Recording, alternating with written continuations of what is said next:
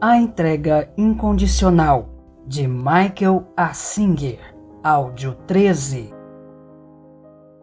Quando o discípulo está pronto, o mestre aparece.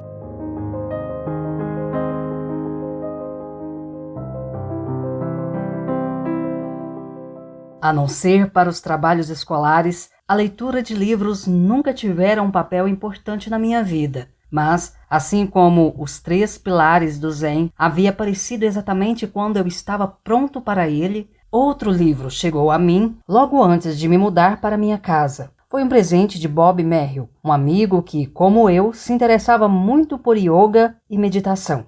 Um dia, enquanto eu ainda morava na Kombi, Bob me deu um livro chamado Autobiografia de um Yogi, de Paramahansa Yogananda, um homem santo da Índia. Lembro que tentei começar a ler o livro na mesma noite, mas depois de algumas páginas precisei largá-lo, não porque não tivesse gostado, mas porque cada palavra que eu lia ficava me atraindo para um estado meditativo tão profundo que eu não conseguia continuar lendo. Tentei de novo na noite seguinte. Aconteceu a mesma coisa. Não entendi o que estava vendo, mas, sem dúvida, fiquei intrigado com a experiência. Decidi guardar o livro até me mudar para a casa nova. Agora que tinha me mudado e entrado naquele intenso estilo de vida meditativo, era hora de ler esse livro misterioso. Um capítulo após o outro, o livro foi me transportando para um mundo que deveria ser muito estranho para mim. Mas, com todos os acontecimentos transformadores que eu vinha experimentando, eu conseguia me identificar um pouco com a história de vida do santo indiano. Ficou muito claro para mim que eu havia meramente molhado o dedão do pé no oceano em que Yogananda nadava. Ele era um mestre de todo o campo de conhecimento e das experiências que eu buscava. Pude sentir isso no âmago do meu ser. Yogananda tinha ido muito além do meu além e jamais havia retornado completamente. Ele aprendera a existir naquele estado e ao mesmo tempo estar presente, interagindo com o mundo. Eu tinha encontrado meu mestre. Apesar de sentir um alívio imediato por não estar mais sozinho na minha jornada interior, algumas áreas de tensão precisavam ser elaboradas. Para começo de conversa, a palavra Deus não fazia parte do meu vocabulário cotidiano. Yogananda usava essa palavra tão livremente quanto o fluxo da sua respiração, mas também com um sentimento de devoção intensa capaz de tirar o fôlego. A paixão de Yogananda ficava evidente nas canções que ele escreveu. Meu coração está em chamas e minha alma se incendeia só por você, você, apenas você.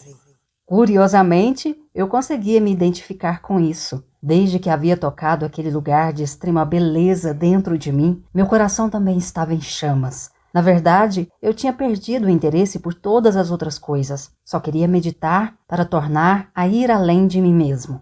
Eu conseguia me relacionar com Deus como algo associado àquele lugar escondido, lá no fundo, dentro de mim. Meu estudo do Zen me ensinou que o Buda passou pela quietude e pela paz absolutas em seu caminho para o Nirvana. Eu tinha ouvido dizer que Cristo falou que o reino está dentro de você. E sabia que a Bíblia falava de uma paz além de toda a compreensão. Sabia da existência de um lugar assim, dentro de mim, onde a paz era tão profunda que havia transformado completamente a minha vida. Outra palavra com a qual eu não conseguia me identificar a princípio era espírito. Eu achava que essa fosse uma palavra cristã. No entanto, Yogananda a usava o tempo todo. Ele falava em invocar o espírito e senti-lo pulsando através de si. Relatava ocasiões em que erguia as mãos e sentia o espírito se mover para dentro e para fora delas. Será que ele poderia estar se referindo àquele poderoso fluxo de energia que eu vinha experimentando desde minha meditação profunda?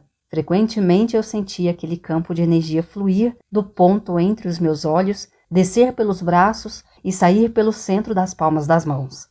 Será que o espírito poderia ser outra palavra para esse fluxo de energia interior? Será que aquele ponto focal entre minhas sobrancelhas poderia ser a localização do que Yogananda chamava de terceiro olho ou olho espiritual? Comecei a perceber cada vez mais que conseguia me identificar pessoalmente com os ensinamentos de Yogananda. A autobiografia de um yogi mudou minha visão sobre tudo o que vinha acontecendo comigo. Assim que terminei de ler o livro, Deus não era mais apenas uma palavra para mim. Representava o lugar aonde eu queria ir.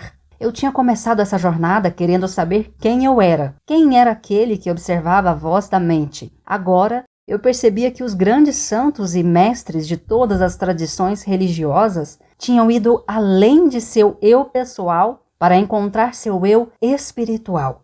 Yogananda chamava isso de autorrealização ou iluminação. Que palavra perfeita para tudo que eu desejava naquele ponto da minha vida. Eu queria iluminar a natureza daquele que observava, meu eu mais interior e verdadeiro. Bob Merrill tinha me contado que estava fazendo aulas da Self-Realization Fellowship, a organização fundada por Yogananda nos Estados Unidos. Yogananda tinha deixado o corpo em 1952, mas tivera a gentileza de oferecer seus ensinamentos na forma de aulas semanais. Eu tinha ouvido falar de noivas encomendadas pelo correio, mas nunca de um guru encomendado pelo correio. Fiz a inscrição imediatamente e integrei as aulas nas minhas práticas regulares. Lembro que mais ou menos naquela época decidi ler a Bíblia. Eu nunca tinha lido o Novo Testamento. Achei muito inspirador e boa parte dos ensinamentos se alinhava completamente com o que eu vinha experimentando na meditação. Por exemplo, havia a ideia de que você precisa morrer para renascer.